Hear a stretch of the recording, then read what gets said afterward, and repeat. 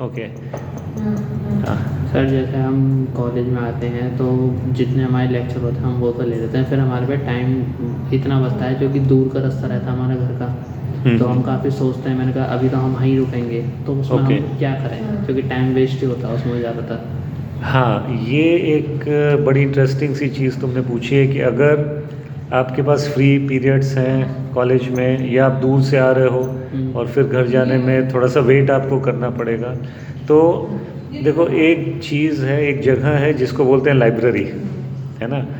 And your best friend, ठीक है ये तुम्हारा बेस्ट फ्रेंड है, लेकिन books are the best companions, है ना।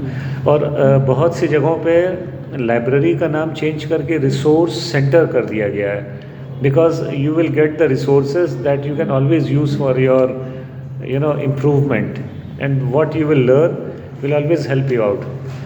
तुमको अपनी बात हम बताते हैं, जब हम स्कूल लाइफ में थे, जब हम छोटे थे, तो हमको हमारी स्कूल की लाइब्रेरी बड़ी अच्छी लगती थी, है ना, बहुत ही इंटरेस्टिंग लगती थी, क्योंकि उस ज़माने में तो मोबाइल और टेलीविज़न वगैरह भी नहीं हुआ करता था, टीवी पे थोड़ा बहुत कुछ आता था, लेकिन अब बड़ा अच्छा लगता था। उस तरह की स्टोरी बुक्स रहती थी, नॉवेल्स रहती थी, किताबें पढ़ के लगता था कहीं और ट्रांसपोर्टेड हो गए हैं। और किताबें पढ़ने से फ़ायदा क्या होता है कि आप तो प्रिंटेड मैटर पढ़ रहे हो, लेकिन आपके मन में वो पिक्चर्स बनती जा रही हैं, आपके मन में वो इमेज बनता जा रहा है, उसको कहते हैं विजुअलाइजेशन, समझ रहे हो। तो वो विजुअलाइजेशन आपका डेवलप करता है। अब एक ही किताब तुम पढ़ोगे या तुम पढ़ोगे, दो अलग अलग लोग पढ़ेंगे, लेकिन उसमें आपके मन में जो पिक्चर बनेगा, आपके फ्रेंड के मन में शायद कोई और पिक्चर बन रहा है, तो ये एक व्यक्ति को दूसरे व्यक्ति से अलग करता है। और दूसरी चीज़ क्या होती है कि जो हमारी लॉन्ग टर्म मेमोरी होती है ना, तो कोई भी भाषा, कोई भी लैंग्वेज, ठीक है, लॉन्ग टर्म मेमोरी दो तरह की होती है। एक स्लॉट में वो लैंग्वेज, शब्दों का मायने, शब्दों का उच्चारण, वो चीज़ होता है, वो चीज़ जाती है। और दूसरा होता है कि जो भी आप पढ़ रहे हो, जो भी जानना चाह रहे हो, वो पूरा का पूरा चीज़ स्टोर होता है। तो जब कोई किताब पढ़ते हो तो वो शब्द आपके रिवाइज होते हैं, नए शब्द आपके मस्तिष्क में जाते हैं, तो ये बड़ी इंटरेस्टिंग सी चीज़ है किताब पढ़ना, इससे हर तरह से आपको फ़ायदा होता है। तो अगर आपको टाइम मिले, लाइब्रेरी भी नहीं जा सकते हो, कोई बात नहीं, आप एक कोई बुक खरीद लो, अब तो फ्लिपकार्ट वगैरह पे अवेलेबल है, डिस्काउंट्स भी हैं। Always keep a good book handy, कोई नावल रख लो, कोई स्टोरी बुक रख लो, अपने सब्जेक्ट से रिलेटेड रख लो, कोई मोटिवेशनल बुक रख लो, but always keep on reading, कि what food is for the body, reading is for the mind, ठीक है, ये एक चीज़ कर सकते हो।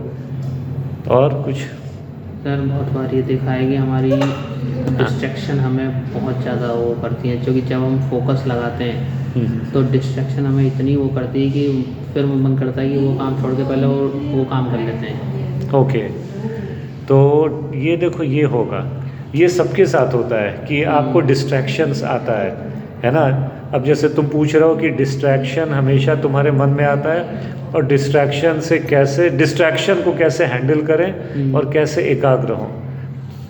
तो देखो, ये तुमको कहीं ना कहीं फील होगा कि तुम्हारे लिए कौन सी चीज़ ज़्यादा ज़रूरी है, और तुम करते भी वही हो। तुम लाख 10 तरह की चीज़ें सोचोगे, तुम करते भी वही हो जो तुम्हें फील होता है कि ज़्यादा ज़रूरी है तुम्हारे लिए। तो ये चीज़ है, तो अपने को उसी प्रोसेस को और थोड़ा सा बेटर करो।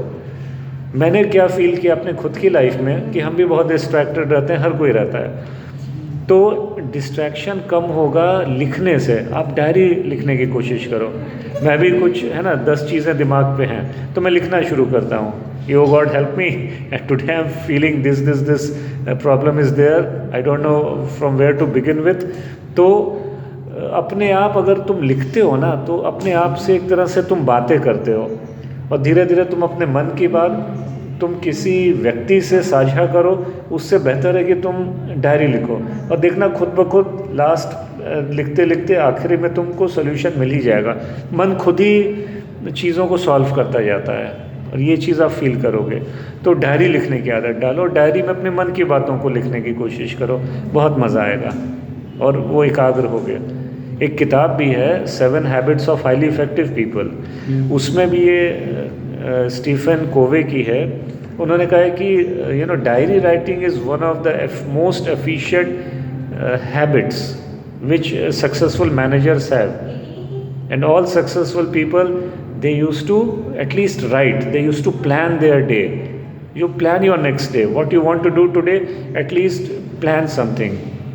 Otherwise you will like a rudderless boat. Rudderless boat मतलब जो कहीं भी फ्लोट करती हुई जा रही है, जिसका कोई रडर नहीं है, जिसका कोई डायरेक्शन नहीं है। देखो, अपना दिन तुम शुरू दो तरीके से कर सकते हो, या तो बिना कुछ प्लान किए हुए या प्लान किए हुए। फ्यूचर में क्या होने वाला है इसको तो कोई नहीं जानता, बट अगर आपको कुछ ना कुछ कोई प्लानिंग है आपके साथ तो still you can do better. और एक कहावत भी है, this world gives way to a person who knows where he और शी इज गोइंग। तो ऑलवेज हैव अ प्लान, ठीक है। तो आज के लिए इतना ही। Thank you all of you, है ना। Okay, take care dear student.